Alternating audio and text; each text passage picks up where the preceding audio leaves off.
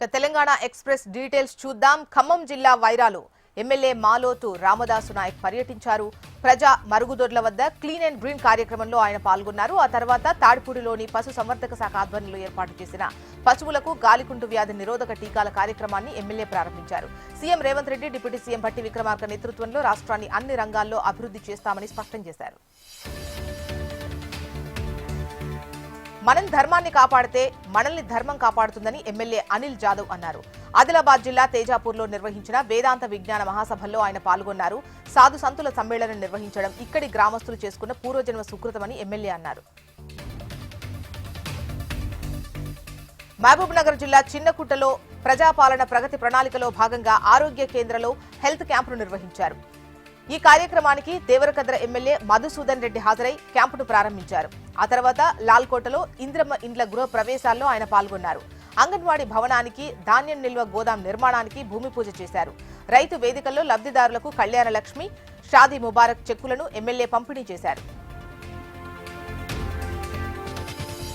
99 రోజుల ప్రత్యేక కార్యాచరణ ప్రణాళికను క్షేత్రస్థాయిలో అమలు చేయాలని కలెక్టర్ దీపక్ తివారీ అధికారులకు దిశానిర్దేశం చేశారు. వికారాబాద్ జిల్లా తాండూరులో ఆయన పర్యటించారు. ప్రభుత్వ జిల్లా ఆసుపత్రిలో నెలకొన్న డ్రైనేజ్, ఇతర మౌలిక వసతుల సమస్యపై ఆగ్రహం వ్యక్తం చేశారు. పేషెంట్స్ కు అందిస్తున్న వైద్య సేవలు, అందుబాటులో ఉన్న సదుపాయాలను పరిశీలించారు. విధుల పట్ల నిర్లక్ష్యం వహిస్తే కఠిన చర్యలు తీసుకుంటామని, వైద్యులందరూ అంకిత భావంతో బాధ్యతాయుతంగా విధులు నిర్వర్తించాలని ఆయన సూచించారు. ఖమ్మం జిల్లా చంద్రుగొండలో జిల్లా కలెక్టర్ అంకిత్ విస్తృతంగా పర్యటించారు. జెండాలపాడు గ్రామంలో వాటర్ శాంపిల్స్ ను సేకరించి ఆయన పరీక్షించారు.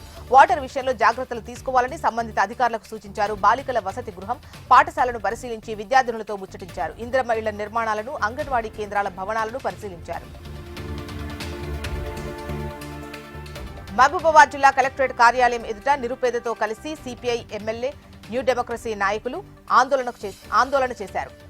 జీవో నెంబర్ 58 ద్వారా సర్వే చేసి ప్రభుత్వ స్థలాల్లో ఇండ్లు నిర్మించుకున్న నిరుపేదలకు ప్రభుత్వం ఇండ్ల పట్టాలు మంజూరు చేయాలంటూ ధర్నా చేశారు.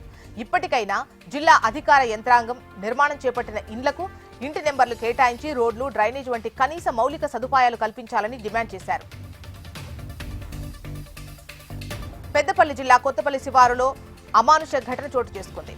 దేశాయి నాయక్ ఇటుక బట్టిలో గత కొంతకాలంగా 30 మంది కూలీలను వెట్టి చాకరీ చేయిస్తూ కనీస సౌకర్యాలు కల్పించడం లేదంటూ జిల్లా న్యాయమూర్తికి కంప్లైంట్ వచ్చింది. ఈ సమాచారంతో ఇటుక బట్టిలో నంది మేడారం జడ్జి సరిత సోదాలు నిర్వహించారు. ఇటుక బట్టిలో పనిచేస్తున్న 30 మంది కూలీలను విచారించి వారిని సిడబ్ల్యూసీకి అప్పగించారు. అలాగే ఇటుక బట్టి యజమానిపై తగిన చర్యలు ఉంటాయని జడ్జి సరిత తెలిపారు. మహబూబాబాద్ జిల్లా పెద్ద ఎల్లాపురం శివారులో అగ్ని ప్రమాదం జరిగింది. గుండగాని రాజు అనే రైతు మొక్కజొన్న పంటకు కొందరు గుర్తు తెలియని వ్యక్తులు నిప్పంటించారు. దీంతో దాదాపు 60,000 రూపాయల ఆస్తి నష్టం జరిగిందని బాధితుడు వాపోతున్నాడు. ప్రభుత్వం స్పందించి తమను ఆదుకోవాలని కోరుతున్నారు. తన మొక్కజొన్న పంటకు నిప్పు పెట్టిన వారిపై చర్యలు తీసుకోవాలని కోరారు. తీర్థయాత్రలకు వెళ్లే వారి కోసం రైల్వే శాఖ ప్రత్యేక భారత్ గౌరవ్ టూరిస్ట్ రైళ్లను అందుబాటులోకి తీసుకొచ్చింది.